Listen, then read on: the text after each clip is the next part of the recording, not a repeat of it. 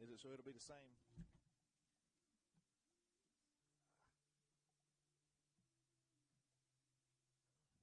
Thank you for doing that earlier. I had the teams flopped, flip-flop, but it don't matter.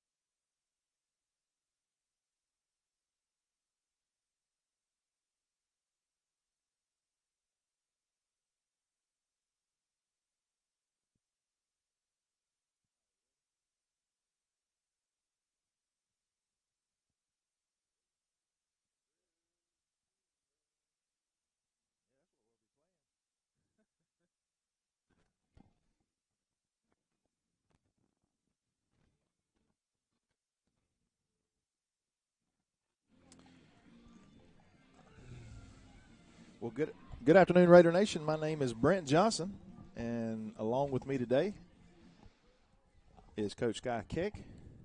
We're bringing you live on the NFHS Network, powered by Play on Sports, brought to you by BCTV's Red Raider Broadcasting. Producing live from Lady Raider Field here as we are hosting the first ever, I guess, Super Regional, new format the GHSA kicked in this year because of the number of, or the two different single A regions or subdivisions, however you want to call that. But either way, our Lady Raiders have earned the right to host this Super Regional by winning, being the number one seed from this area.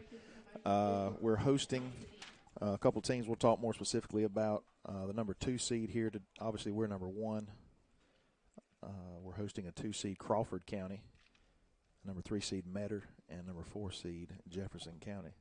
And our Bacon County Lady Raiders are hosting Jefferson County today in this game 2, this 1:45 approximately time matchup. The game 1 was between the 2 and 3 seeds Metter and Crawford won that game. I believe the final was 7-1, and they will advance to the winners game tonight about 6 o'clock. And we'll talk more about the bracket stuff a little bit later, but we're sure proud of our Lady Raiders this year, Sky. I think it is a huge accomplishment to just be here and to be hosting the Super Regionals. I mean, to be one of the, I believe there's 8 teams in the region, well, not region, but our division in single A that get to host, and to be one of those 8 is a big deal, I feel like. And to have had the season that our Lady Raiders have had, I mean, sitting here, 17 wins, 3 losses, 9-0 in the region, 15-game win streak. They've scored 188 runs with only 45 scored on them this year. So, in a sense, of just looking at the numbers, it's almost, you could say, they just rolled through the region and got here today and earned this opportunity to play in these Super Regionals with a chance to be able to advance to Columbus on the line. And, I mean, that would be a huge accomplishment. And one thing I like about this new regional, Super Regional type deal is typically you have 2 rounds prior to making it to Columbus, but everything is here. You're not playing. You're basically hosting the teams that would have played at 2 different locations. So everything will be done here in 2 days. It'll be over tomorrow. Again, we'll talk about a little bit more about the brackets and the formats a little later. But you win and you're in. You win this double elimination mini tournament. I mean, you got to win 2 games. Yeah. And you obviously you want to win the first one. You want to take game 1. Game 1 is, honestly, if you look at analytics and statistics, game 1 is usually the most important game of a series or a tournament such as this. Whereas you lose game 1, you put yourself behind the 8 ball. But if you can come out, win game 1, then you put yourself in the driver's seat to accomplish the goals and get to where you want to go. So game 1's a big deal. So our Lady Raiders are going to come out and show us what they can do and what they've been working on all year. Lineups are being called out at the moment. We're going to take a quick break, honor our sponsors, and we'll be back in just a moment for some live action.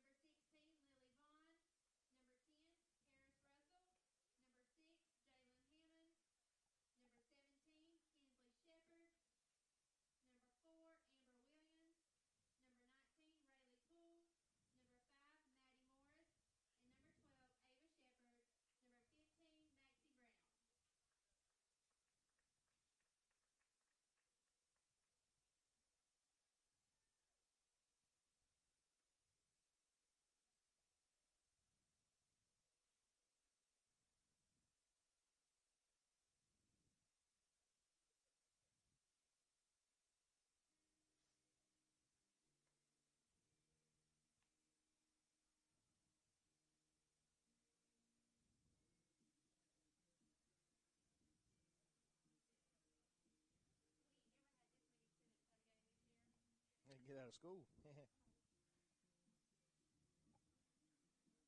And they told them if they bought the ticket with their student email, they get it. It was excused.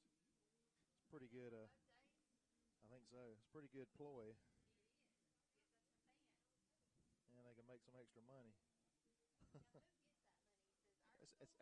I think we get the tickets. GHSA compensates the schools for travel, but I think we get the gate. I think, and they might get a small percentage, but there you go. You know which positions they're out in the field, aren't they? Don't you? Huh? You know which position they're in the field. Our guys? Girls? Yeah. Okay. I won't put theirs.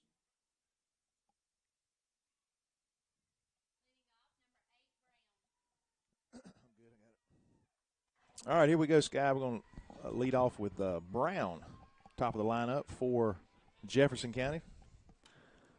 And we're going to have the first pitch fouled near the dugout there. Jefferson is in, obviously, the 1A Division 2, and from Region 2 up in Louisville, Georgia.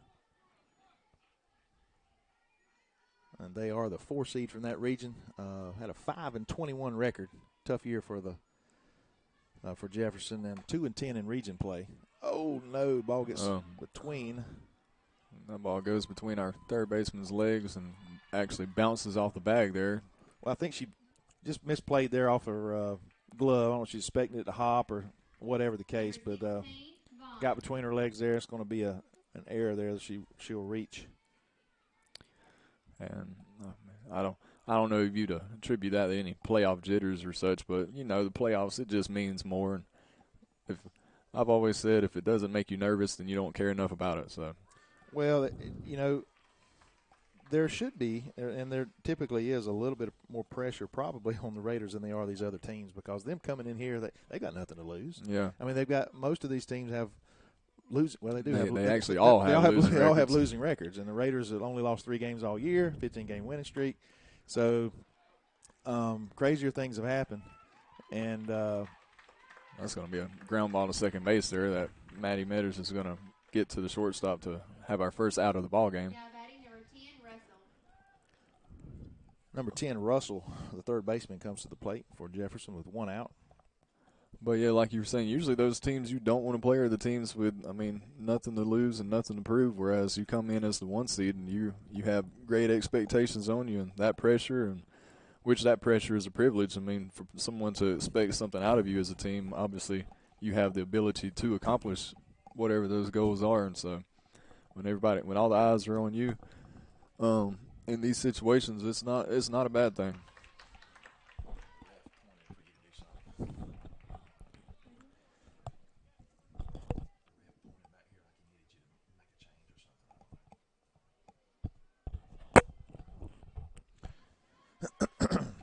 Ava's going to deliver strike 2. And This is, in fact, Ava is our, if you want to call it a second string pitcher, number 2 in the lineup. And I heard Coach Gay discussing that earlier. They're going to pitch our number 1.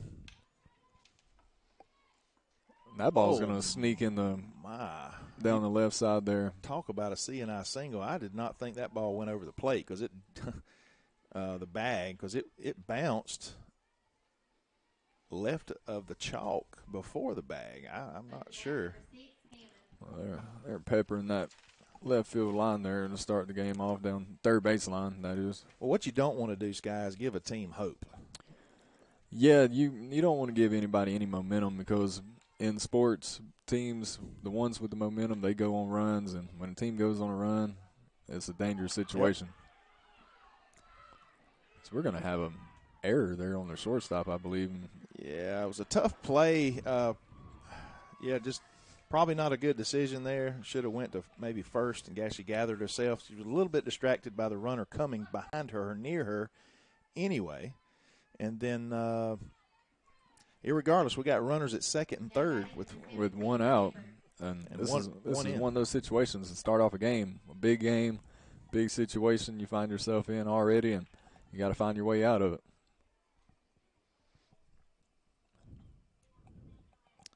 This is one of those where you just need a momentum stopper real quick, just something to bounce your way. That first pitch is going to be low and inside. This is number 11. Is that 17 or 11? 11. Shepard at the plate.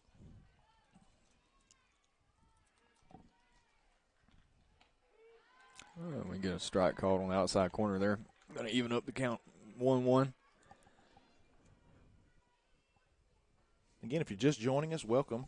This is the Lady Raiders are hosting one of the first ever Super Regionals, as they will be hosted over the course of the next 4 days, today through Friday, as was the date span I guess you could choose from, and we chose 18th and 19th. There'll be 4 games played today, 2 tomorrow,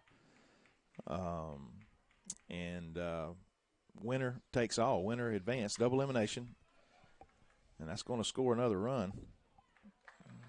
We'll trade it out for a run there. Jefferson to make it 2-0, but in this situation, just get outs and then you'll get the bats in your hands. And if you're a coach in this situation, just tell your guys to calm down. And, I mean, we've got a track record of 20 games here this season and 17 wins to boot. So, obviously, we know that a 2-run deficit is not something that we can't overcome. It's not insurmountable, especially in the first inning. Absolutely.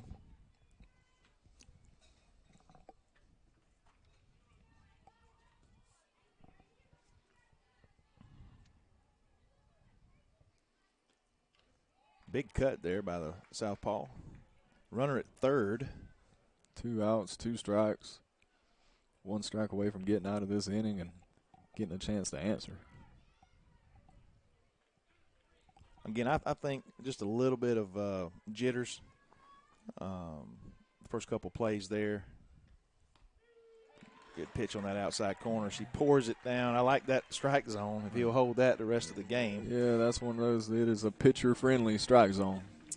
Well, before we take our quick break and honor the sponsors physically on the screen, I do want to say thank you to our 2022-23 athletic school year title sponsors, and that is Coley's Electric and Plumbing Supply.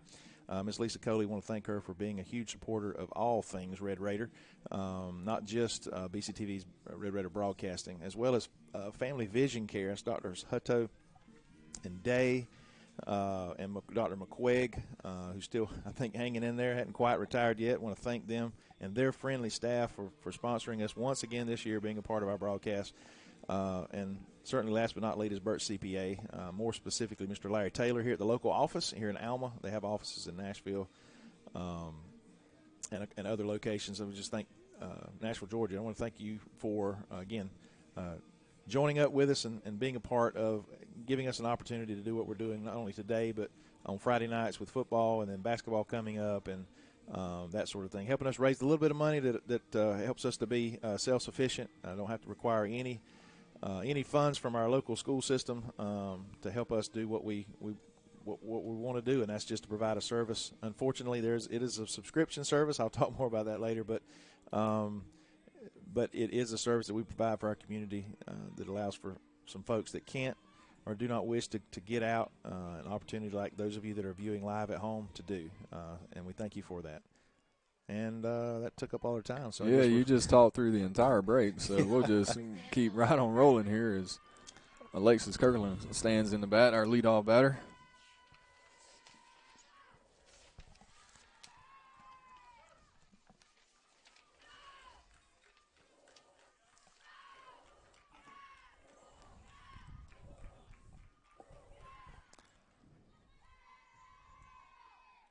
As you mentioned earlier, the Raiders have had tremendous amount of success this season.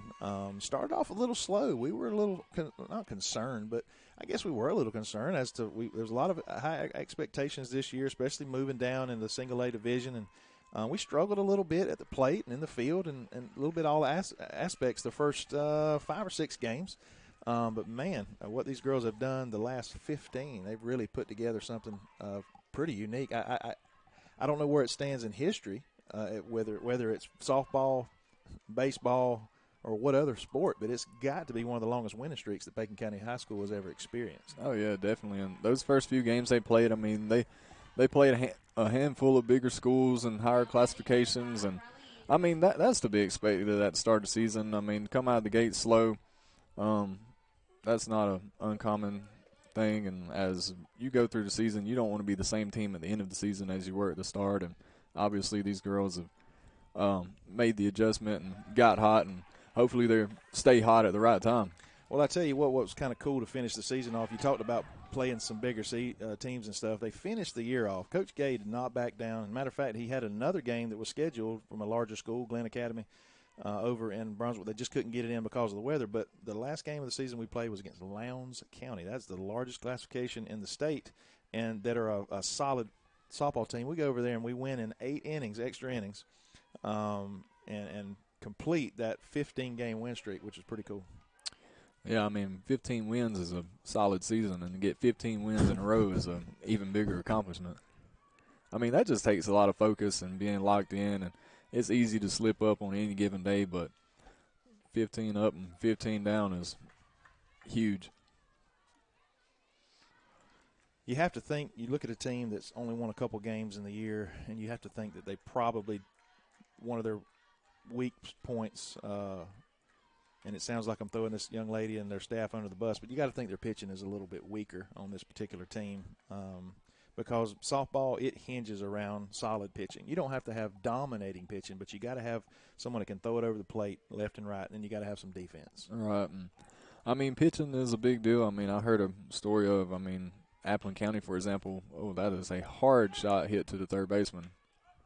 She makes that play and is able to get the out at first. But I know Appleton County last year wins a state championship, and supposedly they had I think the girl was a freshman that was just throwing gas over there, and she was able to carry them through the entire playoffs. So if you have a dominant pitcher, and that's really good. But if you've really got a couple really good pitchers, that's great also. Well, that's what you typically – I've seen it. I've been to Columbus and watched those tournaments many times with following our Lady Raiders over there, and in like second rounds of the playoffs where you find that buzzsaw. There's that one girl, and that's pretty much all they've got. And man, it's tough.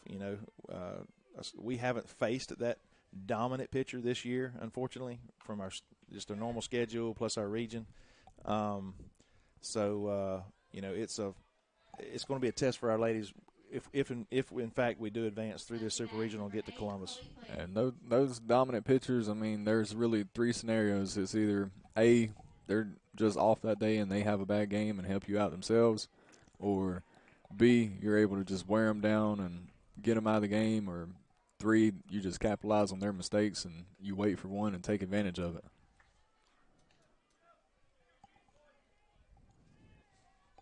Got Chloe Pless up the bat now.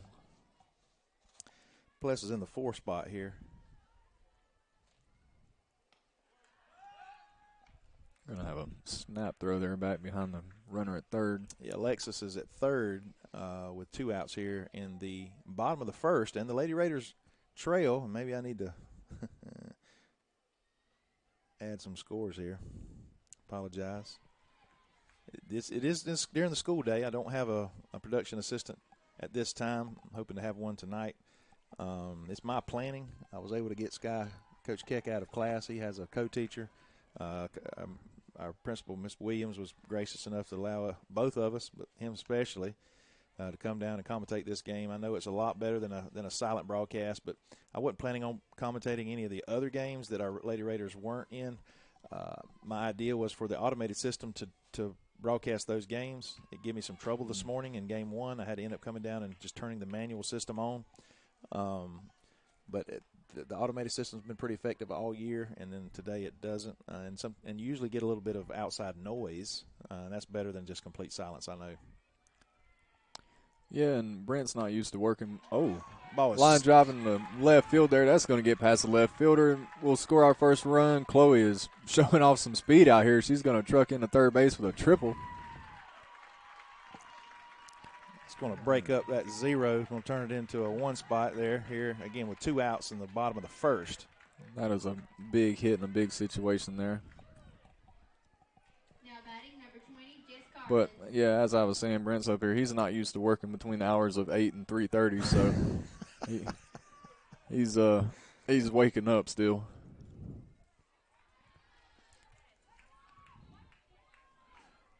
What I'm thinking about, I want to give a big shout out. Let's look at this at bat right here. Oh, and that is off the end there down the right field line. Foul. I want to give a big shout out to Mr. David Hand. David is actually a former classmate of mine. We both graduated in '94 from Bacon County High School. David, I'm going to give him some love too. He is a State Farm agent. His office is over in Waycross. And he's definitely supported us over the years in different situations. I didn't ask for any sponsorships through the playoffs this year, but I'm sure he would have. He'd have stepped up, but he contacted me this morning, asked me if we were going to be commentating our games, and flattered me a little bit. I'm not even going to tell people so they don't laugh over the internet what he compared me to. But I do want to give a shout out to David. His daughter Haley Hand grounded out just a few minutes ago as a junior on the Lady Raider softball team. Got a 3-1 count here. Jess is going to take her base, so now we're going to have first and third with 2 outs. Now batting number 10, Maddie Manners.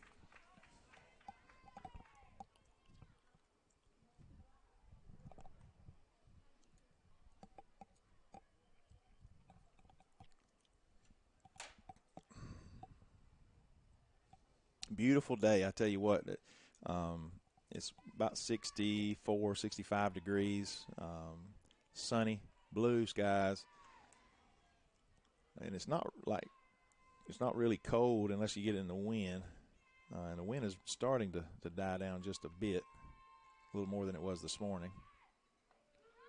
Wow, I'm not sure if it caught the front right corner of the plate, because she caught it about 3 balls off the plate, but anyway. Well, I'd like to point out right now the huge gap in left center field out there is the left fielder is nearly playing on the foul line. Well, both. Look at both. Look, there's big gaps in between the center fielder and left and right. You run for days with a line drive anywhere in between. This ball is chopped foul. Again, if you're just joining us, Super Regional, we have Metter and Crawford County. We have Jefferson County, who is facing the Raiders. Crawford defeated Metter. Crawford's the number 2 seed out of region. Flip my paper over here. Yeah, Crawford's number 2 seed out of what region? I got it written right there beside their name. Region 4. Region 4. Jefferson. Jefferson's Region 2, with Metter being the Region 3 representative. So 1, 2, 3, and 4 is here.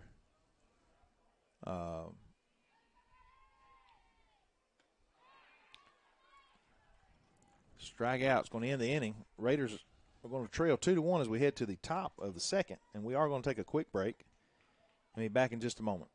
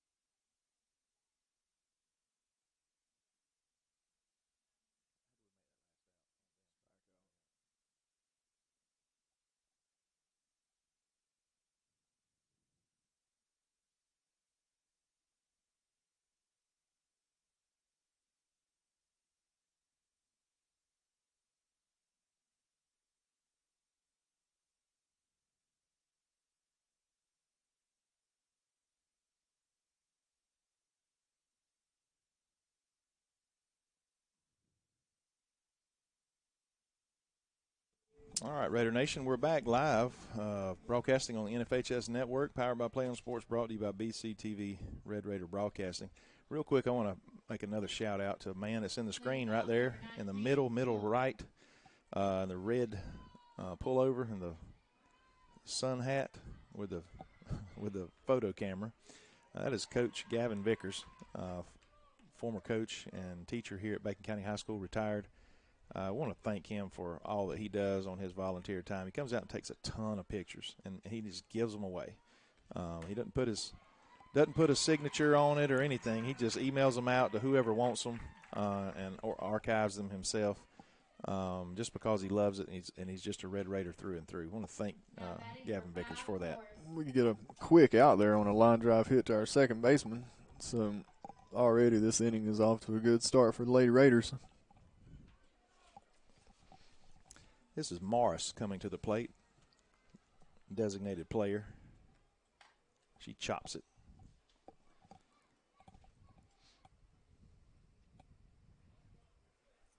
For Jefferson County. Again, Louisville, Georgia, one of the former capitals of the state of Georgia. Did you know that? I feel like I've heard that before. It's like before. the second capital. It used to be there's debate on how Alma was named, and it's the four initials of there was two theories, but this is one of them. The main theory, ball popped up and caught by the third baseman. For the second out of the second inning. Now batting number 12, Shepard. Anyway. You know, I thought it was my job to give history lessons, but I well, guess you look like you look clueless there when I guess started talking take about that one over. This is Georgia history. I mean, maybe not world history or U.S. history. Louisville was the second. The L. Milledgeville was the M, and then Atlanta is the last one. I can't remember what the first one was. Augusta. Thank you very much. So there we go.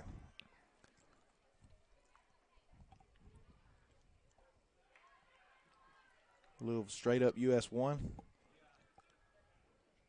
Hour and a half, 2 hours. About 30, 45 minutes south of Augusta. Got a 1-1 count here. This ball is popped up. Third base, Lexi the makes the catch. Lady Raiders get out that inning a lot quicker and easier than the first inning. And so we're going to see if they can rally here in the bottom of the second and take the lead and cruise on the rest of the way. Yeah, 3 up, 3 down is just what the doctor ordered there for the Raiders. Again, like you said, you got to think the jitters are pushing out. I know Coach Gay he's pushing those jitters out for him down in that dugout. Well, Coach Gay has been here and done this before in big games and big situations, so this isn't anything new to him. Nope. It doesn't get too big. He's played for state championships, region titles, everywhere he's been. Now, granted, this is softball. Yeah. It's not baseball, but still, it's still a game that he's familiar with and comfortable with, obviously, and he's not going to be rattled one bit.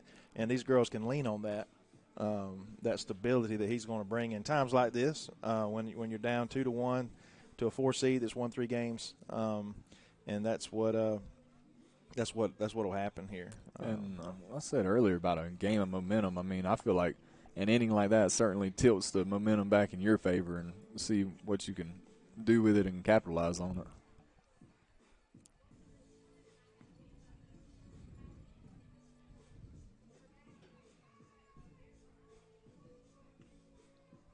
Did I mention how great the weather is? I mean, I'm really enjoying it. I hope you're not too cool here with the window open. I know it was closed when I came in, but we shut that door. Don't get in here too much. But beautiful weather. Hollingsworth and a Kate, another junior. Yeah, and then next week we'll be back to the mid-80s, so enjoy it while you can. Yeah, opening day, deer season, Saturday, it's bound to be 88. You know, the last time I feel like I was out and it was cool around low 70s and there wasn't a cloud in the sky, and that ball's hit back to the pitcher, but she's going to make that and make the flip the first time. Pretty sure last time I was part of weather like this or close to it, I was in Athens at a University of Georgia game, and after about 4 hours out in that sun, I left about the color of my shirt I was wearing that day. And you looked like that for about a week. Yeah, something like that. Ball low in the dirt. There is Ava Connor. If you've ever seen the movie The Benchwarmers, the son is a monster.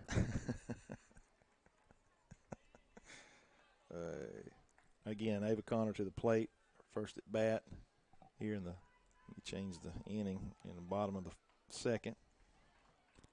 I think we got a strike call there, and that's going to bring it to a 1-1 count on Ava.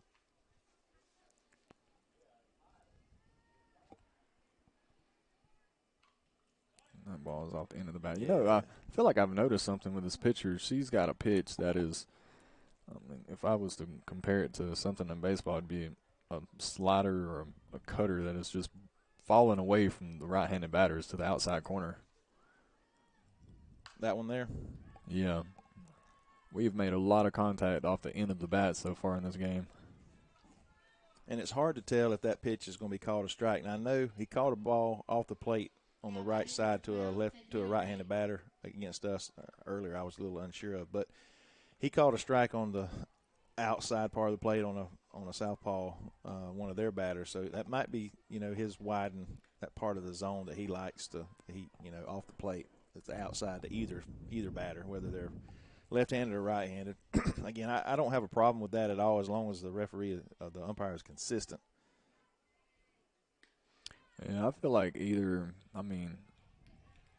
at this point, I'm guessing Jefferson's game plan is to stay away to all of the right-handed batters, and this girl's definitely got a pitch that is moving, I'd say, 6 inches at least, breaking away from the right-handed batters. That was a good setup. She threw that cutter kind of across the plate for a strike.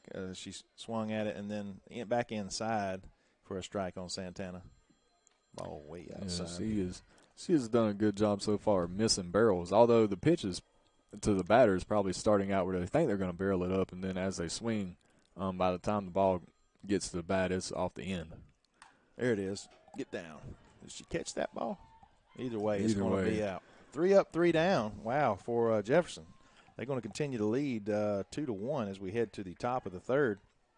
So, again, a little more pushback than maybe we expected early on from this 4 seed. But, again, you have to be ready to rock and roll. The Lady Raiders have been off. That's one, wasn't able to play last Wednesday. So they haven't played in 6 days, and they've only been practicing. We had fall break. They had a coach gave them a few days off. Went back at it yesterday. So, again, I guess we could think of all kinds of excuses, but I promise you there's no excuses down there in that dugout. Yeah, and we don't need to sound like the Atlanta Braves up here and start blaming too many rest days on our performance. And that was a double-edged sword when you think about it. The Phillies were pretty hot coming off, putting the Mets out, and now, man, I didn't even, like yesterday, I don't know where I was. I wasn't watching much news, I guess, when I heard the Dodgers got put out, too. I'm thinking, wow. Yeah, that almost makes you feel better as a Braves fan, but then as a Braves fan, the more you think about it, the less it does not feel better. So, Kirby Smart said something in his presser, and we hadn't even got to the Bulldogs yet, but, he was talking about one of the guys asked him, he said, Coach, do you use the fact that the Braves, y'all were last year this time, the Braves were hot and you were playing good ball and y'all were kind of competing for the champion of Georgia and all this. And he said, have you talked to the boys about, about the Braves getting eliminated and how that could affect blah, blah, blah. He said, heck no. He said, we're just plugging right along. We're trying to get better. He said, you know what the chances of teams repeating at a high level? He said, it's slim to none. So, I mean, the chances of us repeating, basically what he was saying is, the odds are against them, and it absolutely is. Anna Kate's going to catch that ball out in right field there for the first out. Yeah, I believe in baseball there has not been a repeat champion since 98 and 99. That was the Yankees, wasn't it? Yeah, that was the Yankees. 16 comes to the plate. Again, that was back to the top of the lineup with that line out. Vaughn to the plate. She is the pitcher of record. She grounded out her first at bat.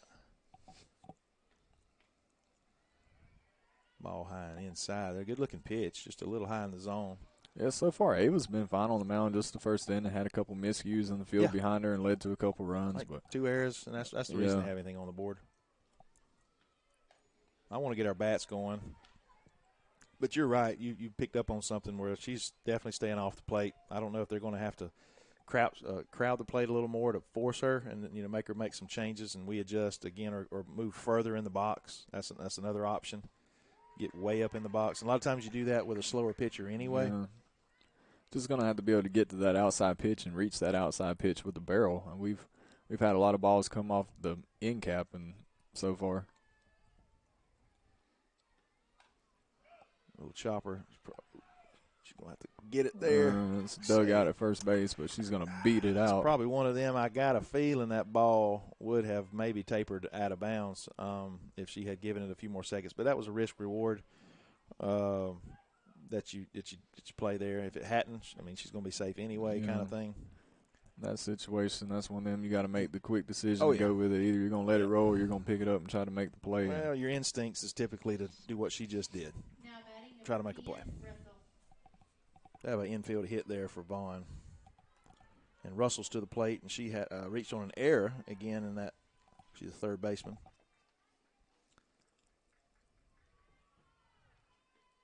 Boys hammered down the left.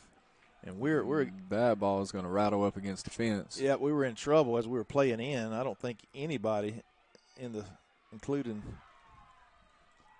Yeah, that was just a hard hit line drive in the perfect place down the left field line. Yeah, right. Is that Riley? That's Allie in left field. Just handcuffed her because it was hit so sharply, and she was playing well in. It's going to bring in another run.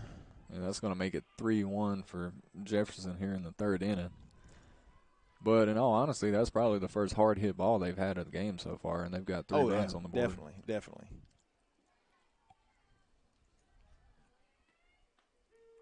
Good pitch on the inside here. Was it me or is this number 6? She's small.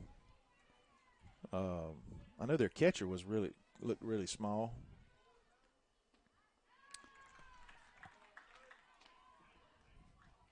Russell ended up with a triple and an RBI. I think this is one of them situations where eventually it's going to click for our girls and at the plate, and they're going to eventually start putting up some runs. And sure.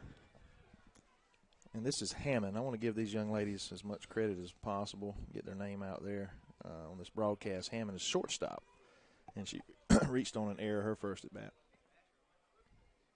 Again, top of the third. Foul ball.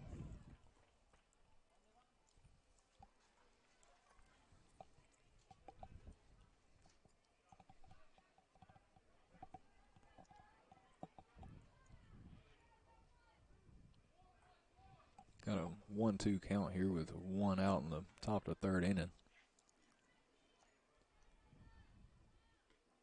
Ball's popped up. Shallow left field. Allie Metters is going to make that catch. Yep. We had it played well that time. Again, our outfielders are in on the majority of these hitters. Now batting number 17, Shepard. Got 2 outs in top of the third.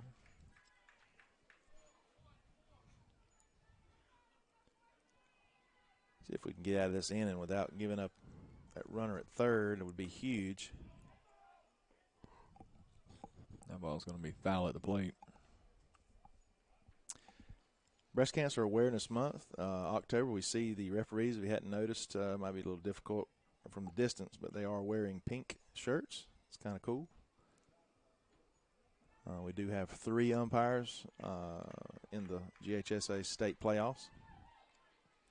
Got to get these calls right, man.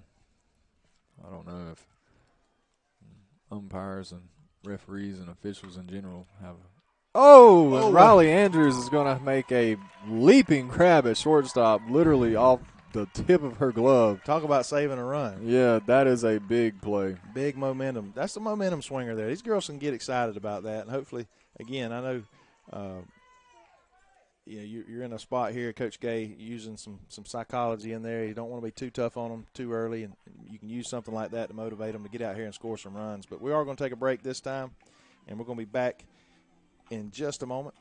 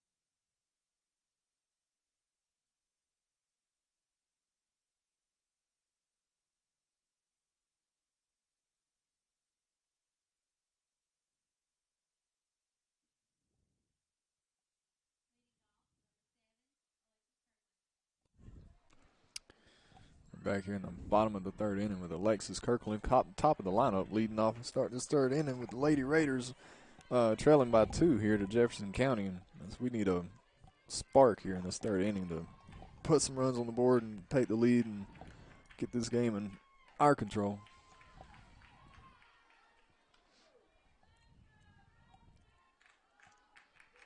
And honestly, with that pitch she keeps throwing, it's missing the plate. It is a lot. It looks good coming. It's center right, I guess, if you're looking from where you're at, and then it definitely ends up off the plate. But it looks good halfway, and it's tough for the ladies to lay off. So almost just a little more patient approach at the plate, and this girl, she might help us out and put us on herself. There's a 4-pitch walk to start the inning, and there's a saying in baseball, especially when it comes to the playoffs and these big games, a walk is a rally. So one swing of the bat, and this game's tied up right here with Riley. I'm not sure which way the wind is. See the flag, which way it's floating around out there. And Riley can certainly do it. It don't matter. She can smoke it out either way. Yeah, she does have 2 home runs on the season. She grounded out her first at bat. And that pitch was, I thought, inside. It was close where she caught it. The umpire kind of blocks our inside view. That's where he sets up. It's not kind of over the left shoulder of the catcher.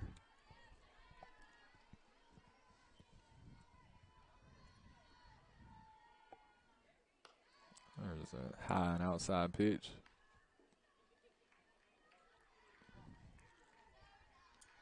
Riley is the reigning homecoming queen. Yeah. For Raider Nation, 2022.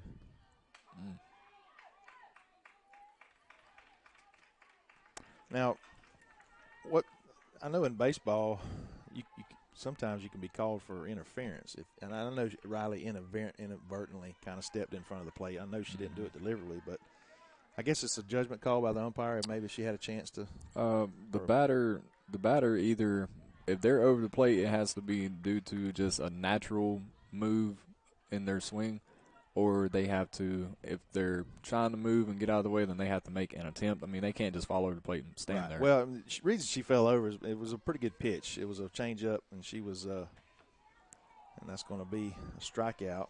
A little frustration there by Riley. Haley Hand is going to come to the plate now in the 3 spot, and Haley grounded out her first at bat.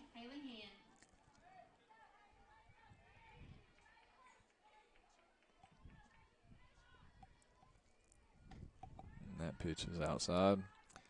I wish 4th block went by this fast when I was in class. or teaching, I should say. Yeah. When I'm in a teaching block. Let me say that, in a teaching block. Yeah, you can leave that part off. And that's not going to squeak inside the foul line.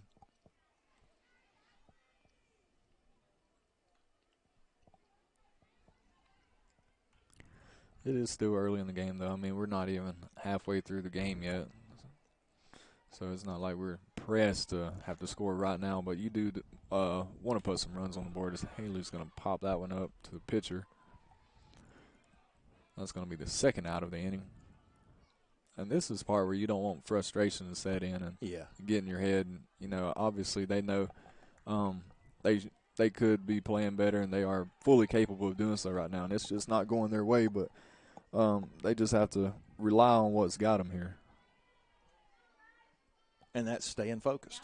Like you said, you don't have a 15-game win streak and not be able to stay focused, 95% of the time during these games where you're playing in, typically inferior opponents, as you would anticipate this would be. Just looking at the records, simply put, we've never seen Jefferson play or the region they're in,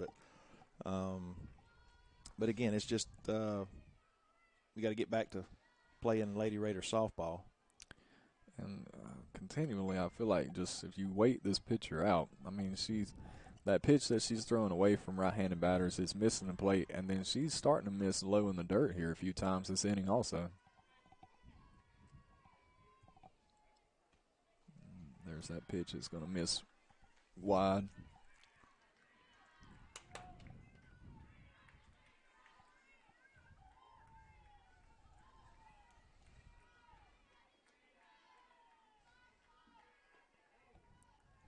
ball's going to be low and inside. So Chloe's going to take a walk here. So we're going to have runners on first and second with 2 outs here in the bottom of the third.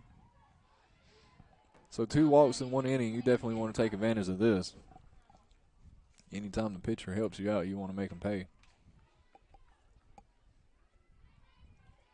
It's going to bring Jess Cartledge to the plate, our catcher. Ball must have been a little low because it was decent position. Well, you are seeing some better plate discipline here so far the second time through the lineup. Well, she drew a walker first at bat. Base on ball. That ball is hammered. Yes, the shortstop, that one's going to bounce off her glove. We're going to send Lexi around third, so that's going to make it 3-2 here with Jefferson still leading. I like to see aggressive base running. Nice little shot there by Jess. That was by far the sharpest hit ball by the Lady Raiders. She got, as you said, she barreled up on that one. We're going to get a pinch runner here, or courtesy runner. That's number 6. That's Carly Langford. Just going to bring 10 to the plate. Number 10, Maddie Matters. Maddie here, the freshman, in a big spot. Oh, she dropped the ball. Did she touch? Is she? Yeah, she's definitely safe. Is she hurt? She was put sort of an awkward position there. Yeah, she is. She is in some pain right now, the first baseman. And she's not moving a lot. Oh, she picked her head up there. That's a good sign. But we're gonna take a quick break while they're.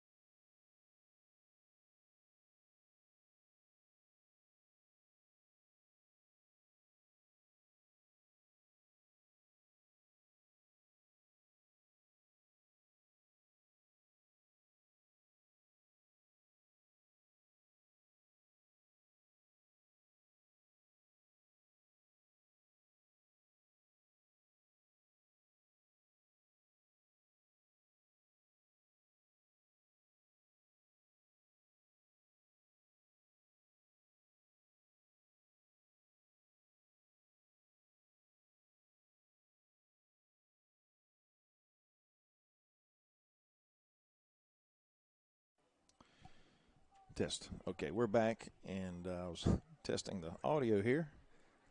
Looks like we're hoping this young lady's going to be able to walk it off the first baseman Poole. She just sort of an awkward stretch there, I think, when she reached to try to tag the base runner. So set us up here, Sky. Well, we got 2 outs. We got 2 outs. We got runners on what'll be first and third here. And your Lady Raiders have tied the game up, and so now we are looking to take the lead.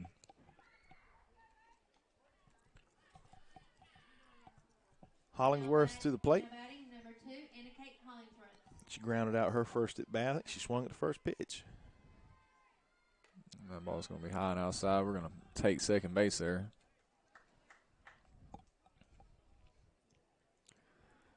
I tell you, I would not mind seeing a ball in the gap right here.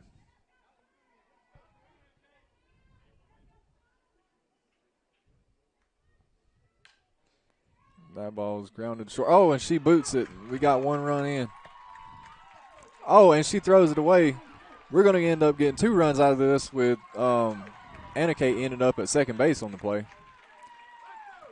Man, that was a bad play all around right there. The shortstop boots it the first time, and I believe she let one mistake lead to 2 as she sort of fired that one back to the pitcher and ended up making a bad throw, and it rattled up around the bricks back here. Well, now we're even. We give them 2 runs off of errors in the first inning, right. And that gave us two runs there off of that error. So that, either way, that's going to give the Lady Raiders a 5-3 lead here with 2 outs as we go to the. We're still in the bottom. We're of the still third. in the bottom of the third. But Jefferson here is going to have a quick mound visit and talk to the infield to try to settle their nerves. Well, you got to think, and again, I'm careful to say things like this online because I'm not talking bad or down to any team when I say stuff like this. You got to think they may have given us everything they got that first inning. Right. You know, their best was that first and second inning, and that's not to say they're not going to continue to play in that. And you know, we had some mistakes, and that just compounded the issue. But again, does that make sense? Yeah, and I mean, also, I think part of it comes to we've shown some more plate discipline. We're swinging at better pitches. We're making harder contact, and I mean, we're just picking our game up and playing like, I mean, honestly, like we're supposed to play. Oh, and Ava just drives one into left field. That ball off the top of the fence. Yeah, right up against the fence. That's going to be a RBI double for Ava Connor. Man, that ball was smoked. It's going to be 6-3 Lady Raiders. It's going to bring Santana Green. Struck out her first at bat. It is safe to say that the momentum has definitely swung to our side. That pitch is going to be high and outside. Where was the pitch that she hit? I was writing something down. I believe Ava got that pitch on the inner third of the plate. And if it wasn't for the wind, that ball would have been gone. Oh, yeah. I mean, that ball was hit a mile up in the air.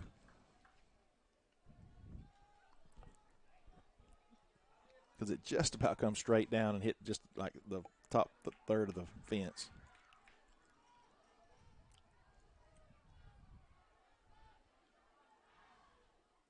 Big cut by Santana. Ball a little bit low in the zone. Just off the end of the bat.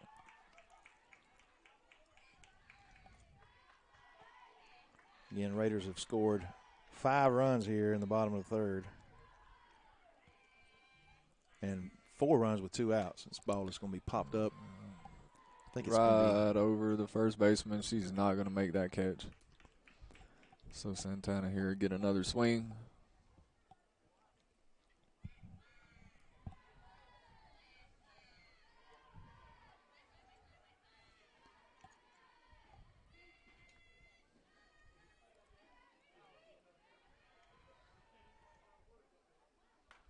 reached out on that one.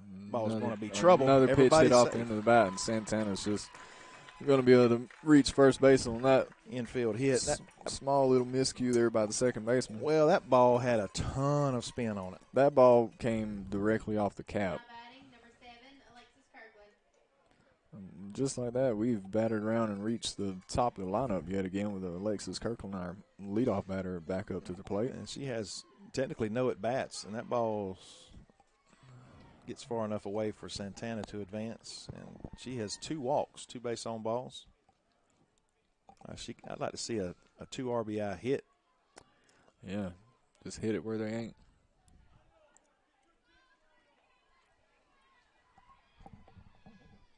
And there it is. Fair. Oh, foul. Oh, that was by the slimmest of margins.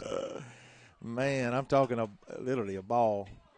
That was so close to being one of those just perfectly placed. Little C&I singles. Yeah, one of those that if you're the opposing team, it makes you sick. If you're the team in the field, you're pulling your hair out if that gets down. That ball is there. Now that ball is going to get down. That ball is driven in the gap, and that's going to rattle the fence. Lacey's going to end up with a double on that and scoring 2 runs. And we have gotten into a situation now where your Lady Raiders have found that fire within them. They are playing like a 17-win team. 2-run double. Again, that's Alexis Kirkland. That's another, he was a year older than me. Sort of a classmate of mine. I played some baseball with him. Wayne Kirkland, that's his daughter. Wayne was some kind of athlete. Boy, he was fast.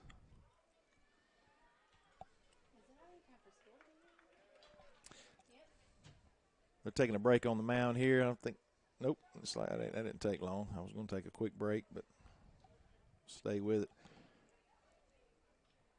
Had fall break this past weekend. Yeah, they are going to change pitchers. this past weekend, we were off. The kids were off half a day Thursday. Teachers had to stay around a little later for parent contacts, and then we were off Friday and Monday. We were able to travel up to the mountains, visit some family, and stay with them. More the Lees, I don't think we go to the mountains every year about this time of the year, but I think they were the most perfect this time that we've ever seen, with all the orange and yellows and reds. Orange and yellow sounds like Rocky Top. Well, that was my segue right into the talk about the best team in the world. It was a big weekend for orange and yellow. I mean, they're the best team in the world right now. I just, it's amazing at the media. They have to have a darling. They got to have something to talk about, and it's almost like they call each other and say, "All right, we're gonna everybody." UT's number one now. From Fox to ESPN to all of them. It was amazing. Yeah. Suddenly, there's no more anybody else. Even Ohio State, they're not even talking about them. I mean, they got one of the best statistical quarterbacks in the country. Speaking of Ohio State, I seen a thing where they're one of, I think, 5 teams in the FBS to have not beaten a Power 5 school. I think this year. Yeah, I believe or it's a ranked team, something like that. It's just by the time ludicrous. By the time they get to playing some of the Big Ten schools that are ranked, they won't be ranked anymore. They rank them high early, and it's going to be the third out of the inning. Yeah, Riley was just a little early on that pitch, and she didn't quite hit as hard as she would have liked to. Well, that's going to stop the bleeding for the other team. 8-3, as Raiders put a 7 spot on the board here in the bottom of the third. We go to the top of the fourth. I feel a little bit better. How about you, Sky? Yeah, I mean, definitely. I mean, I think the players, having a lead now, and a 5-run lead definitely eases your nerves a little bit, and it's just a matter of heading on to it at this point. That's right. We are going to take a quick break here and honor our sponsors.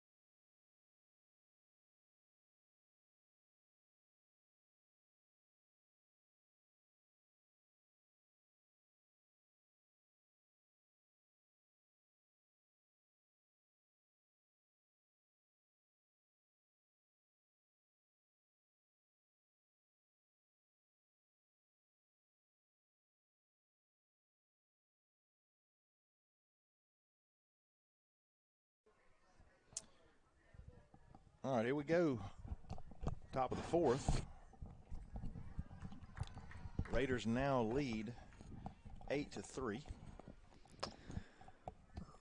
Yep, your Lady Raiders have seized the momentum in this ball game.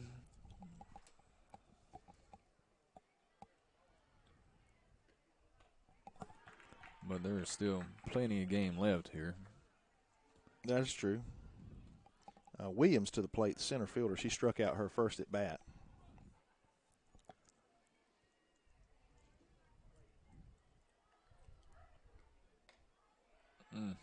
Good. That pitch is going to miss a little outside.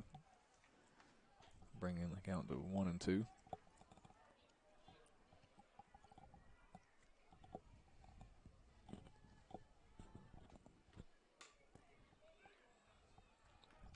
Lexi's going to make that play as she's going to make the little 5-3 put out there.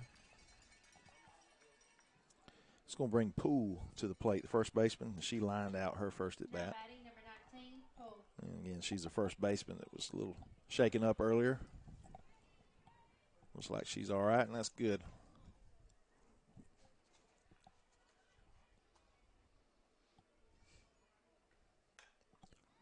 The ball's going to get foul over the first base dugout.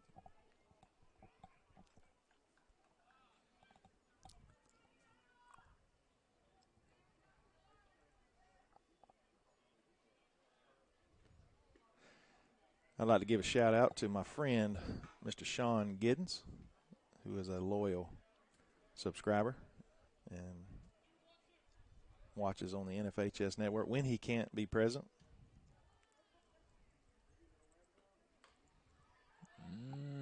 That ball's going to be foul. Sean is the bass fishing coach of state championship team last year. All right. And he is also the varsity boys soccer coach. 8th grade math teacher. Oh, it's a bit inside. She's just having an unfortunate ball game right now. She twisted or pulled something there on that play in the last inning. And Got then hit in the thigh, I think, there. Gets plunked in this inning. I'm telling you, the ball wasn't coming fast, but when it's cool like this, it's going to hurt just a little bit more.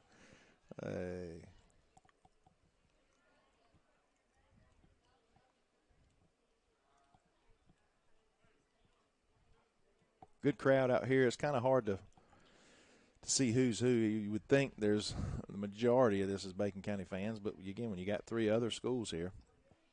Well, there's plenty of Bacon County students sitting in the crowd right now.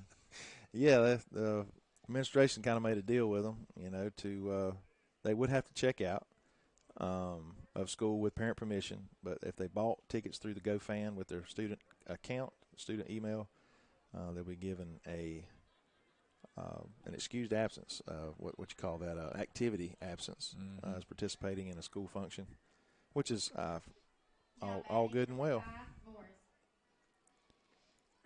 Which, I mean, most of the time when you tell these kids they have a way to get out of school, they're going to take advantage of it. Yeah. So, well, in a normal situation, you would see in the outfield about 5 or 6 trucks full of tailgaters, where at home games we allow that to happen. They don't have to come into the park. But because this is playoff, we have to give the GHSA their due diligence. You got to render to Caesar what. Yeah, you got to bend the knee. Yeah, and have to charge that gate to each person in the park.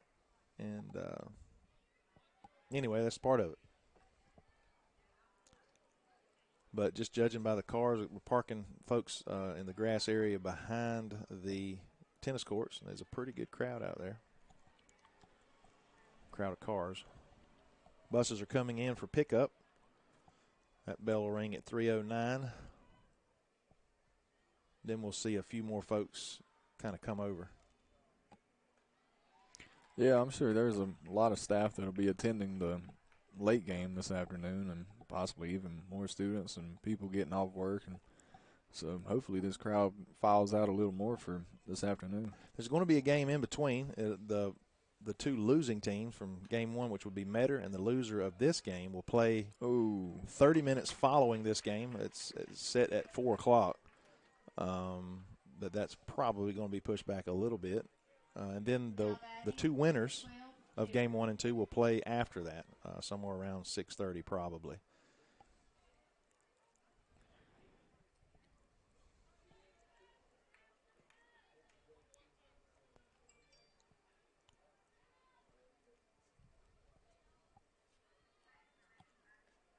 Ball's popped up. Should be a can of corn. That's going to be Riley's there for the 3rd out of the inning with your Lady Raiders heading to the bottom of the 4th, still up 8-3 on Jefferson County. All right, we're going to take another quick break and between innings here and be back in just a moment.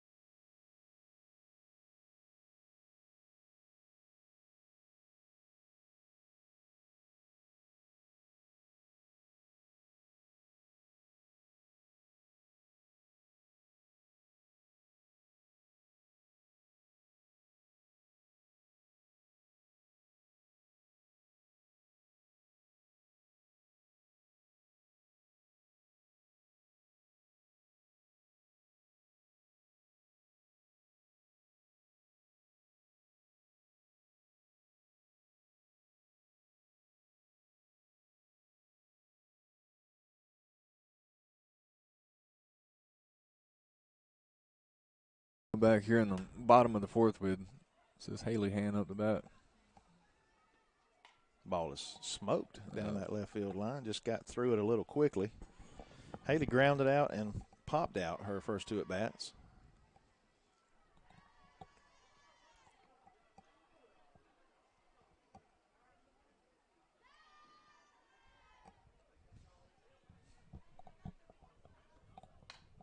Ball is lifted into center, and that's going to be caught by the center fielder for the first out. That ball was hit well, just right at the center fielder.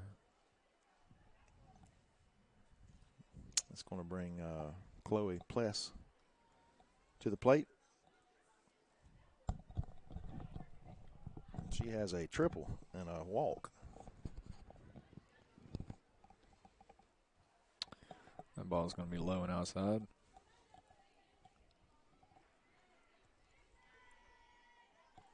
Again, if you're just joining us or recently, this is a new format that GHSA has implemented. It's called a super regional. Typically, you would have 2 rounds of playoff softball before advancing to Columbus, but now they've condensed it into one location for 4 schools, whereas, Bacon would have hosted Jefferson in the first round, and probably Crawford would have hosted Metter at their locations. And then those 2 teams would advance and played the following week. That's just a condensed version. 2 days, double elimination, winner take all at each super regional. So you end up with 8 super regionals, 8 teams in Columbus. Chloe's going to pop that one up there to right field, as the right fielder's going to get under that to make the second out of the inning. Cartledge comes to the plate with a walk and a base hit. I gave her an infield hit there. Tough play for the shortstop. Kind of helped extend that inning.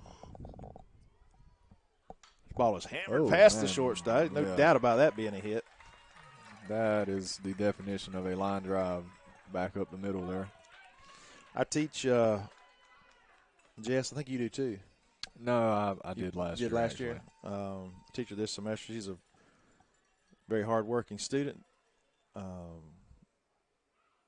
Does a great job in my Foundations of Engineering. Which everybody does in that class, but, I guess that's part of it. They play with glue and scissors and stuff like that from time to time. That's my wife's class. Goodness. We're learning a little bit of AutoCAD these last few weeks and few weeks ahead, or CAD programming, 3D modeling. That is a line shot. That is a fair ball. Right on the line. Had to hold up just in case.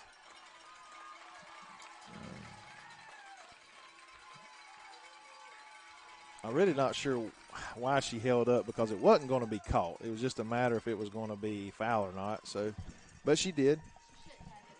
Yeah, I don't think she realized there was 2 outs on the play. Nonetheless, that's a double for Maddie. That was, I think, number 1, Ayla Dixon.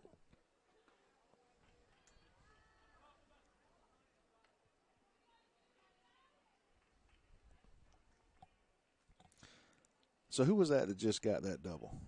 That was Ayla Dixon. Yeah.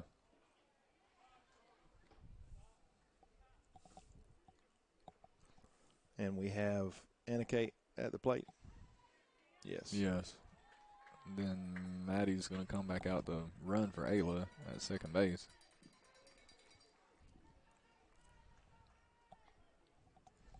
Runners on second and third here with 2 outs. Lady Raiders looking to add to their lead. Base hit scores 2 here, potentially extend this lead of 5.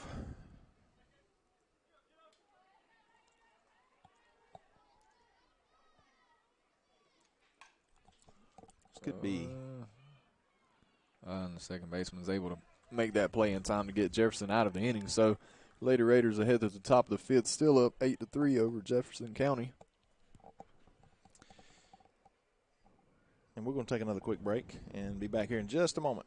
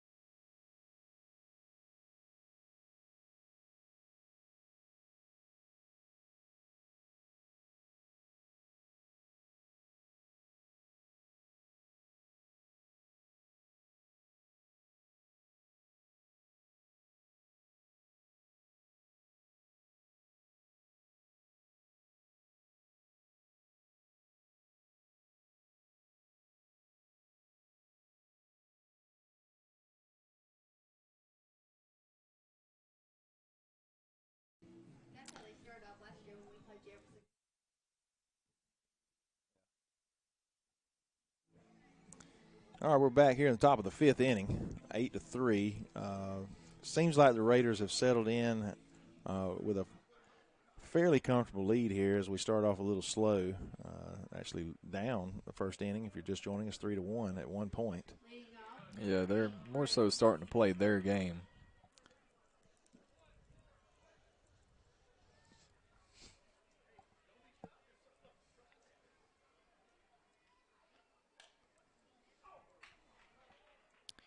That is going to be another ball that sneaks in that left field third base line there.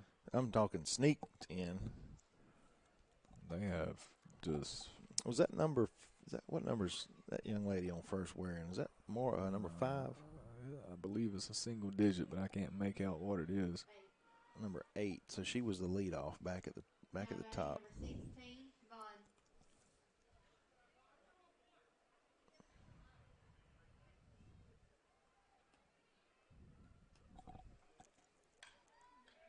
Oh, that's a great play by Lexi there. And she's Double going play. to catch that line shot and make a quick throw back to first for a double play. Yeah, that's the pitcher's best friend right there. 2 for the price of 1. At the bat, number 10, Russell. Plays like that, it's great for the defense, frustrating for the offense. You hit one on the barrel of the bat there on the number, and just third baseman makes a great play. Yeah, you do your job as a batter there. You hit the ball hard and just so happens to be right at somebody. Oh, ball jumped off her bat, but it's going to be well foul, but hit well.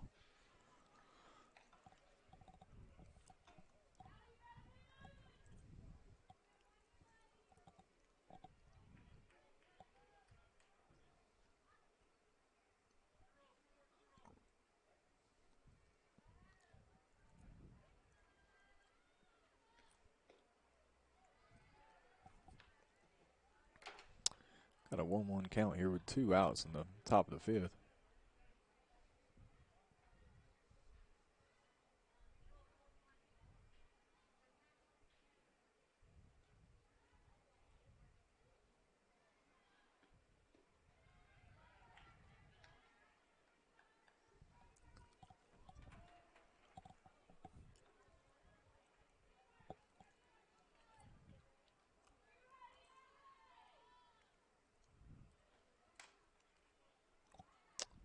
Another ball hit down that third base line.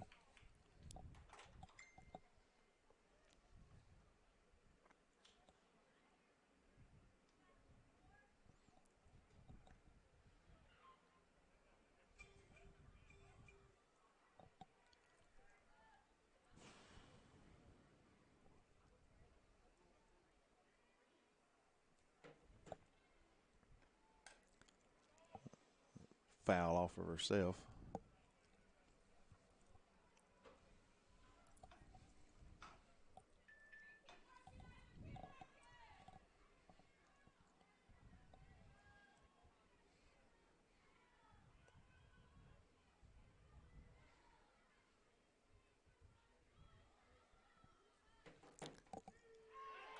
Rung her up. That's going to be strike 3 to end the inning. These Lady Raiders are going to be able to go into the bottom of the 5th looking to add on to their 8-3 lead.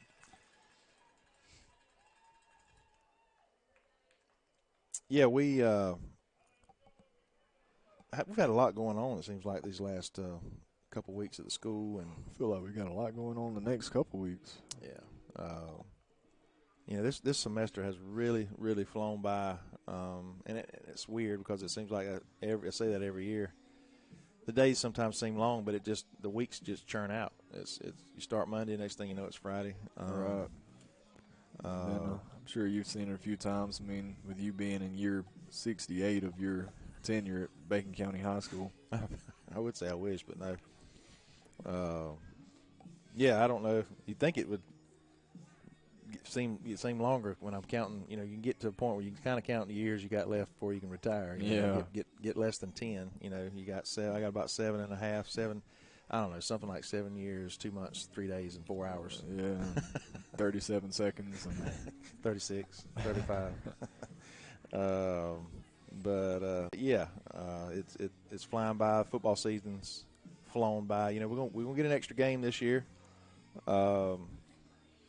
With our region alignment region set up being 4 teams, we're guaranteed a spot. Now we'll just go to Pelham this weekend to determine if it's going to be the 3rd or 4th spot. And I'm not saying that we cannot beat Brooks or Irwin, but we probably cannot beat Brooks and Irwin, and that's just a fact. But we can compete and potentially beat Pelham, looking at what they've done. The problem is that 3-hour bus ride over there. Yeah. Wow. But it looks like if we can beat Pelham, hammered. That is another line shot back up the middle there. Ava is smoked. That's a beach ball. Yeah, she has smoked the last 2 pitches that she has seen. Santana Green coming up to the bat. She had her last at bat. Number 12, Santana Green. If we can beat Pelham Friday, that'll guarantee us a 3 seed, and that'll send us to Dublin instead of Swainsboro, which is a buzzsaw right now. Yeah, Swainsboro is, I mean, I would have to say probably a favorite to win the title in single A.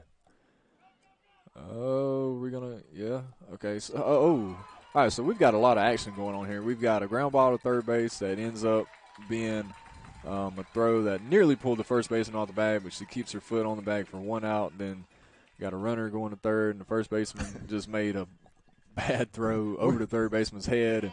Our runners are going to score. Lady Raiders are going to be up 9-3. Our pets' heads are falling off. I mean, and we're sitting there talking about football, and we're at a softball game. We apologize. That happened really quickly there. But he gave you basically the rundown. Of course, you probably saw it, but it's a little bit different when you're talking over video versus radio. You don't have to be quite as detailed. Yeah, this is a little more difficult than commentating a NASCAR race. So. Whereas they just make left turns the entire time.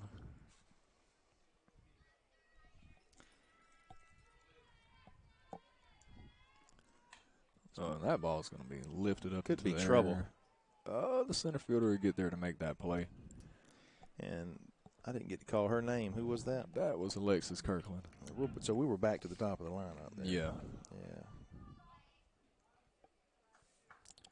That's going to bring our senior shortstop Riley Andrews back up to the plate. Boy, she's biting at the bit to get a little something here. She has grounded out twice and struck out.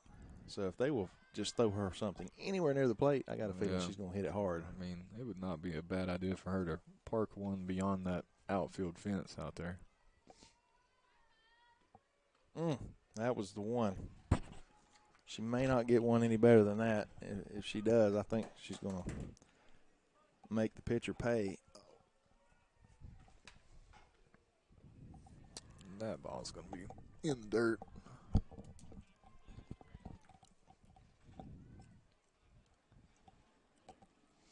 Still got a decent amount of our students still here.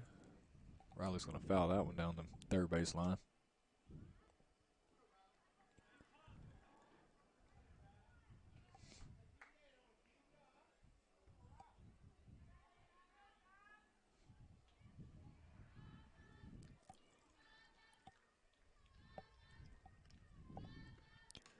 Oh, and that's fouled straight up in the air.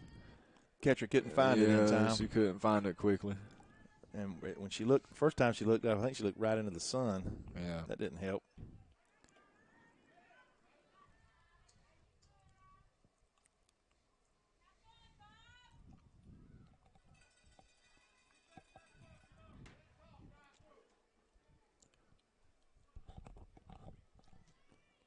Ball is hammered in the left center. There we go. There's what she's been looking for. Nice, smooth line drive into the left center gap there, and she's going to pull in the second base for a stand-up double. You talk about a nice, smooth swing. That's what it was. She didn't try to destroy it. Yeah, that's what she's been waiting for all game so far. 3-sport athlete, softball, basketball, soccer. And soccer. Now batting, number 3, Haley Hand. Hand to the plate, and she's due as well. Ground out, pop up, and a fly out is how I scored those.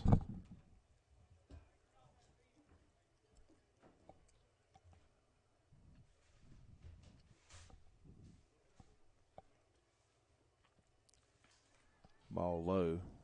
Again, 2 outs. Riley at second. Hand at the plate. Bottom of the fifth. It's 9-3. Another low.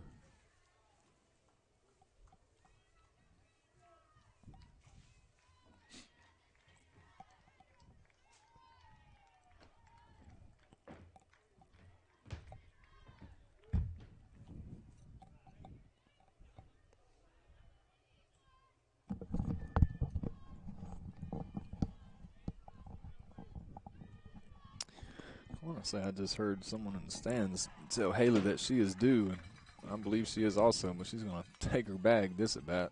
Up to bat, number 8, Chloe Pless. So now we've got our cleanup hitter Chloe Pless up the bat with runners on first and second and 2 outs.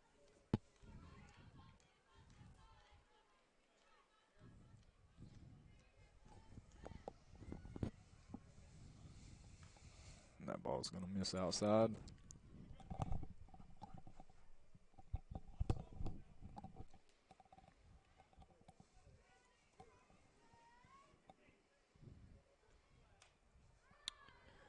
She's going to lift that one to shortstop.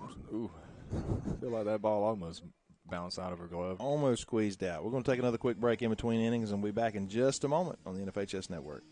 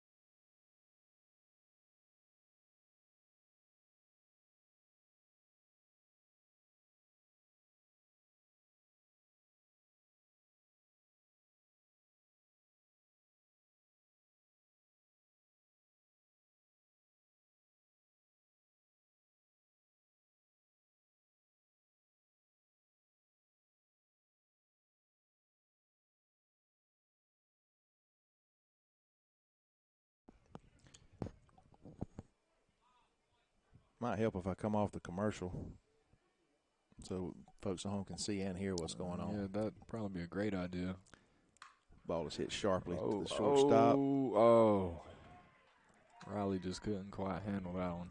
I think she might have got a little too ahead of herself there.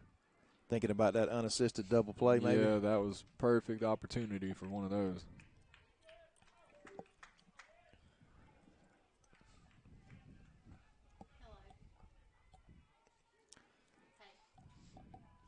It is still 9-3. Is that correct? Yeah. Okay. You got 9-3, top of the sixth with runners on first and second, nobody out right now. No, he doesn't take that. Don't think he Oh, it could be trouble too. Wow. That was a really good offensive play there. You got to admit it was. Yeah, that was very well executed. Yes, executed very well. And sometimes there's just nothing you can do about those. They're going to get a run in. A little small ball there.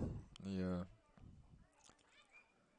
Yep, he's going to rally the troops here with runners at first and third? Yeah, first and third, and no one out right now. And again, we're here in the top of the sixth inning.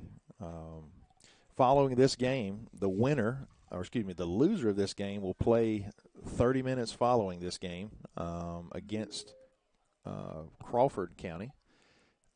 And that will be an elimination game, as this is a double elimination. And the winner of this game will play the winner of game one, which was, I apologize, the loser of game one was Metter. If, for example, if this score ends up like it is, you would see Crawford. I can't even do it. Jefferson. It's all right. He'll figure it out at some point. Jefferson and Metter will play at 4-ish. And then the winners will play at 6-ish. We've actually got runners on first and second here with no one out for Jefferson. This looks like Poole at the plate. Yeah, first baseman. This is only their third time through the lineup. Good pitch there. Ava's going to deliver a strike there to get the bat started. Poole is lined out and walked, and she was hit by a pitch.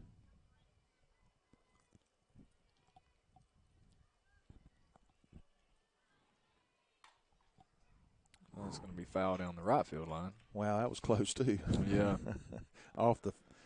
Sometimes you hit the ball off your hands there, it'll shoot down that right field line. Yeah, they have not missed by much on a lot of these foul balls.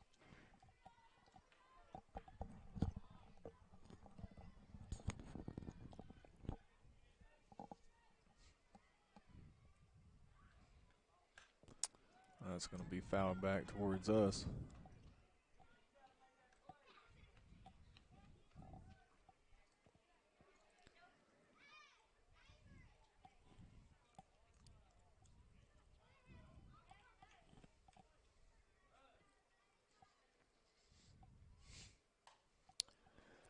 I believe Ava's going to be able to.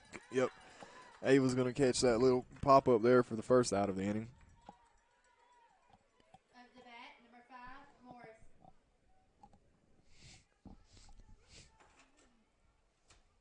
Morris. Let me ask you this: I'm assuming that game was a rain out last night? It was a wash. Did New York and them ever play? No, they're scheduled. It's either at 4 o'clock or 5 o'clock today. Strike there by Ava. I'm pulling for all the underdogs now.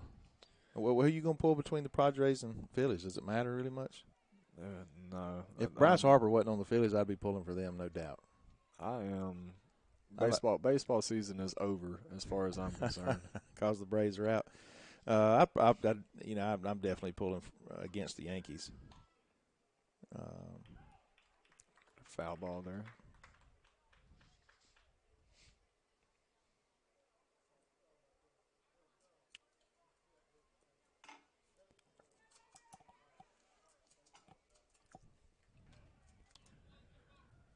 So yeah, I will not be viewing the rest of the playoffs, and if I do, it will be by accident. Riley's going to make that play. Oh, And man. she trips over the bag. And our third baseman is tripped over the bag there as Riley makes the play and tries to dump it off there. That's just one of those things, folks. You know, it's just unfortunate. As she was sliding over to get in position, she just tripped over the bag. It is what it is. Unfortunately, it's going to give another run. That's 9-5. We got to be careful here, letting them sneak back. That old Mo creeping up. Old Uncle Mo's starting to knock at the door. First and second, one out. One out. I guess it's better for those things to happen when you have a rather nice lead instead of it to be a tie game or them being added on right now. Good That's pitch. going to be a strike there on the inside part of the plate. This is Shepard, the left fielder.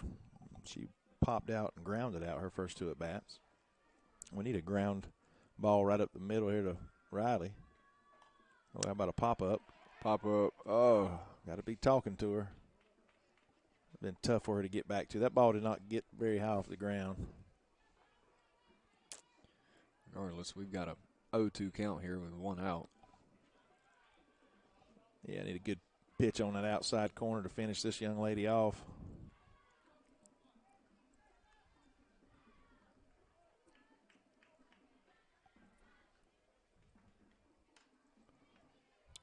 That's going to be a foul ball nearly into the third base dugout.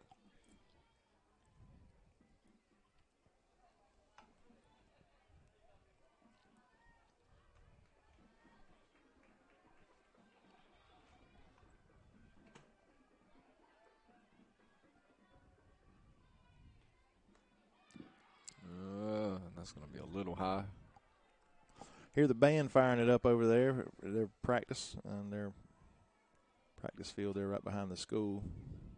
They've got a competition coming up. Of course, they got a football game as well. Good play there. That's going to be a little pop up there caught by your third baseman. So now we have got 2 outs in the inning with runners on first and second. Here is Ava's going to try to work out of this jam and keep the score where it is. Back to the top of the lineup where this young lady reached on an error, lined out, and then got her a base hit. So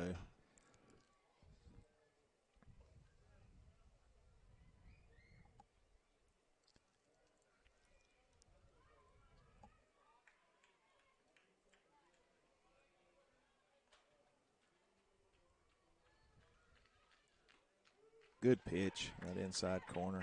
He's been pretty consistent all game long. I feel like Ava has done a very good job of finding the strikes on here. She has not worked a lot of 2 and 3 ball counts today. Pop up. That should get us out of the inning with Riley does. securing that. So we're going to head to the bottom of the 6th with your Lady Raiders leading 9-5 here, as they're going to try to add on to their lead. And we're going to take another quick break and be back in just a moment.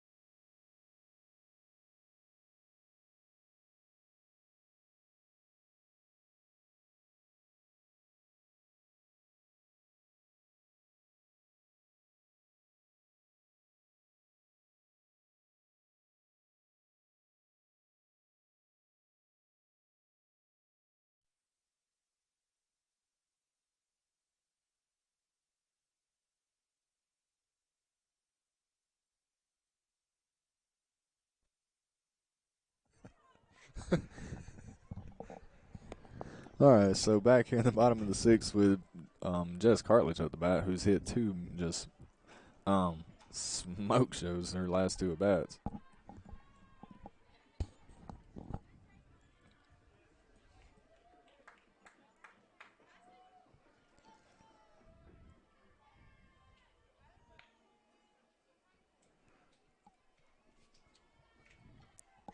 We got a 2-0 count here.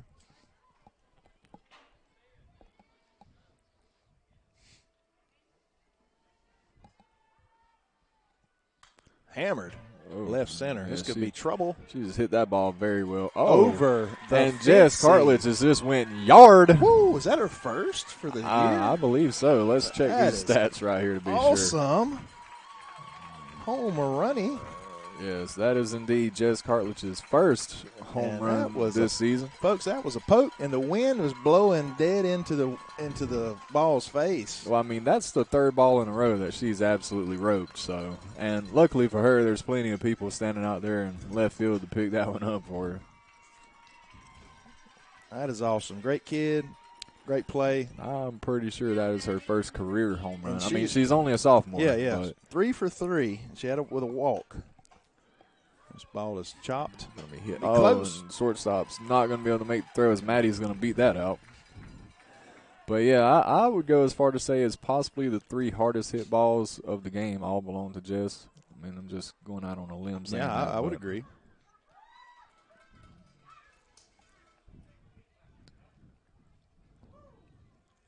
Now batting, number 2, Anna Kate Hollingsworth. Anna Kate's due. A couple ground outs, reached on an air.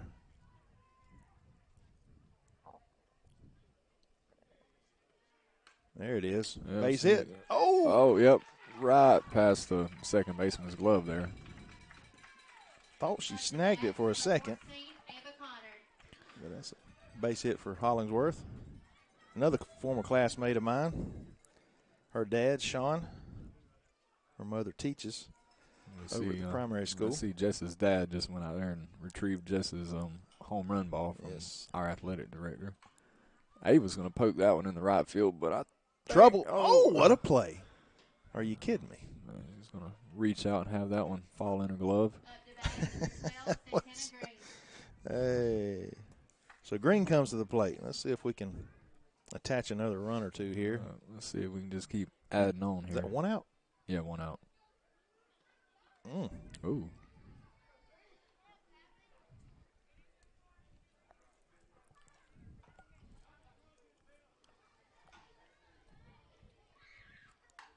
Oh, Hammered. Santana just smoked that. She's That's gonna going to run roll for all the way to days. the fence. Yep.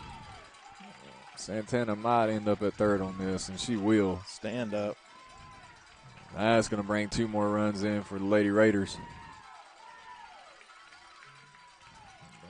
Stand up triple.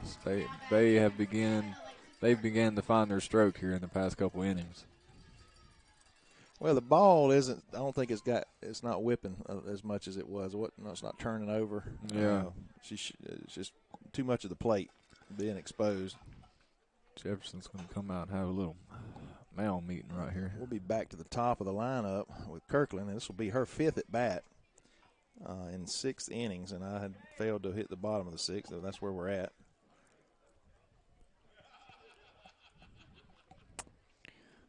Lady Raiders are up 12-5 here. You mentioned earlier we had some stats on one of these papers which showed, we put up a lot of runs this year, and our opponents have not. That's always. Yeah, we've got 188 runs for us and only 45 against us. So, I mean, I'm not a math teacher or anything, but that's pretty good. I think that's close to what, like a 4-to-1 ratio? Yeah, something like that. There we go. Averaging about 7-8 runs a game, something like that. So yeah, that's pretty good stuff. And, I mean, it speaks to the offensive production we've had and then also the pitching we've had Yeah. at the same time.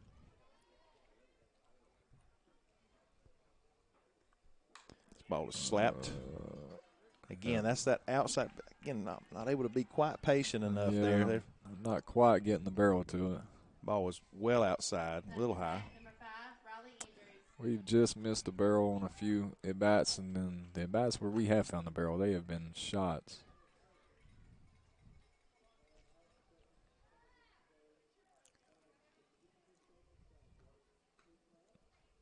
Good-looking pitch, just a little low, I guess. Riley's going to start off here 1-0.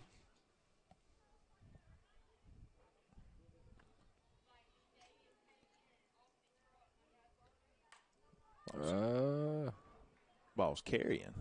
It is. But it was a can of corn out for the center fielder. She camps underneath it, makes the third out. Nonetheless, the Raiders tack on several more and make it 12-5 as we head to the top of the 7th. 3 more outs, and this game is in the books. Yep, your Lady Raiders will advance in the winner's bracket. We're going to take another quick break on the NFHS Network, powered by Play on Sports. Be back in just a moment.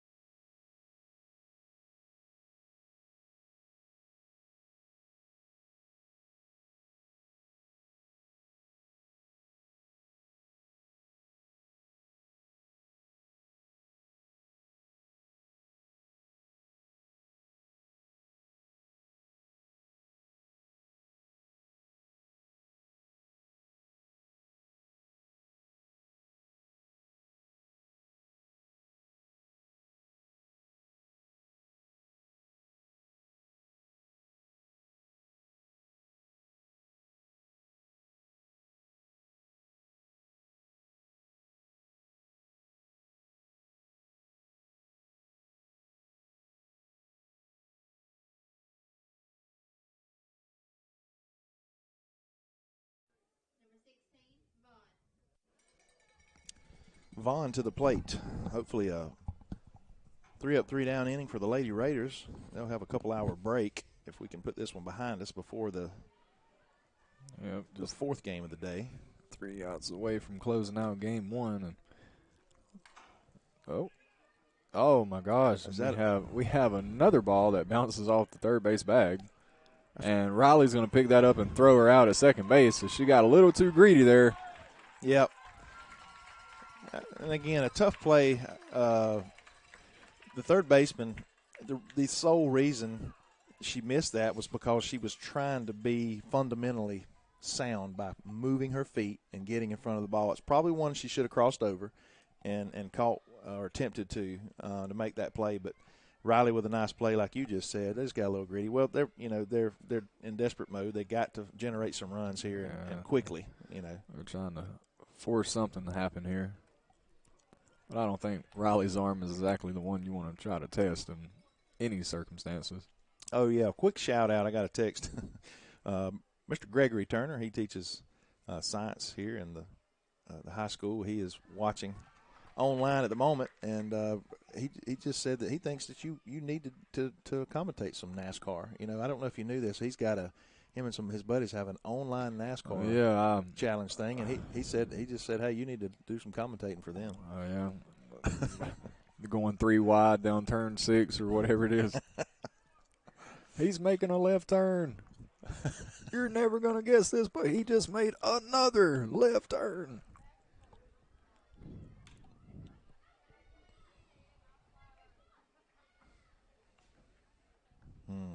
We're going to wrap this up pretty quickly if the Raiders can get 2 more outs. We won't hang around very long, but we will be back at that 6-ish game where the Lady Raiders will play again, commentating. The 4 o'clock game, the losers. I think she's a little too far out front on that pitch. The losers game, I should say, for the day, which it appears it will be Metter and Jefferson. We will not be commentating. That will be a silent broadcast, but it will be live so that you can watch. Because there's folks that are watching from these places, from Jefferson and across the state, but it just will not be I'm hoping the automated system will kick in, and so you'll have a little bit of outside noise, crowd noise, ball off the bat kind of thing. Just no commentating until later tonight, that game 4 in the winners bracket. And we'll be here, and we'll try to keep Brent up past his bedtime so he can stay for the whole game. And we'll see how things end up working out.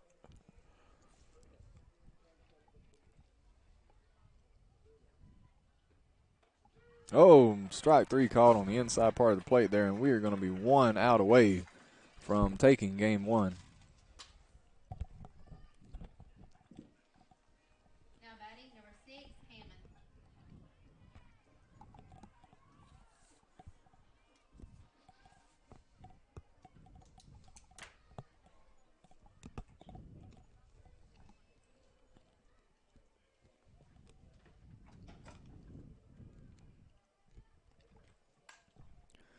Oh, ground ball, and I think that's off Lexi's shin possibly. She's had it rough there at third base. I mean, she's had some that she couldn't help, and then a few things maybe she did make a mistake or two. But I tell you what, that third base line has been tough on the Rangers tonight. It is called the hot corner for a reason. That is a fact. Sometimes then it gets in your head a little bit, and you lose a little confidence. But overall, our field has played very well all season long. Yeah, man, we've got, I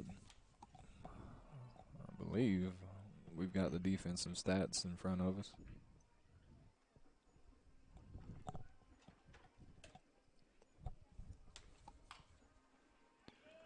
That ball was foul. I thought Lexi was going to be able to make the play to end the game here, but we're going to be still 1 out short.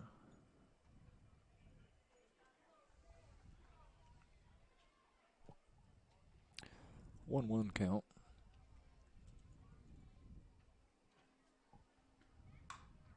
That ball's going to be hit hard there in the 5-6 hole.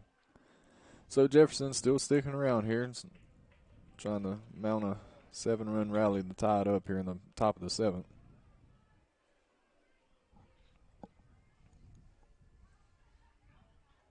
Now batting number 4, Williams.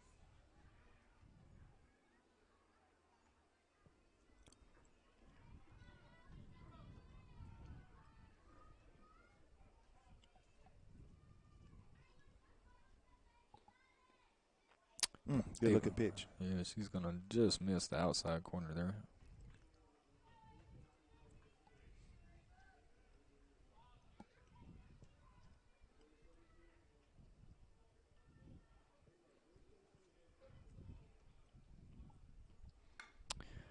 We're going to have a ground ball to shortstop. Let's see if Riley can end this.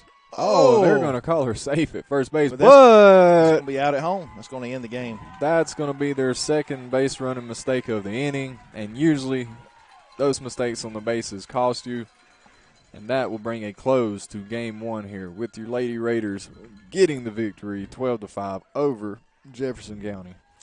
I want to congratulate this team for starting off a little slow but finishing things out. It's a 16-game winning streak we're now on, which is, again, pretty impressive. We want to congratulate our Lady Raiders. Again, we're not going to take a bunch of time so we can take a little break in between these games. Either way, folks, look for a live broadcast of Game 3, which will be between Metter and Jefferson. It'll either be it's going to be live one way or the other. I'm hoping it's on the automated system. I'm going to stick around here a little to see that if that's going to happen. If not, it will be on the manual system, just will be no audio at all. So we will be back, myself, Sky, we'll be back tonight for the Lady Raiders in the winners bracket game, that game 4, approximately 6:30, somewhere right in there. Thank you for joining us this afternoon. And again, this is the Super Regional, a 1 of 8 around the state that the Lady Raiders had the privilege of hosting.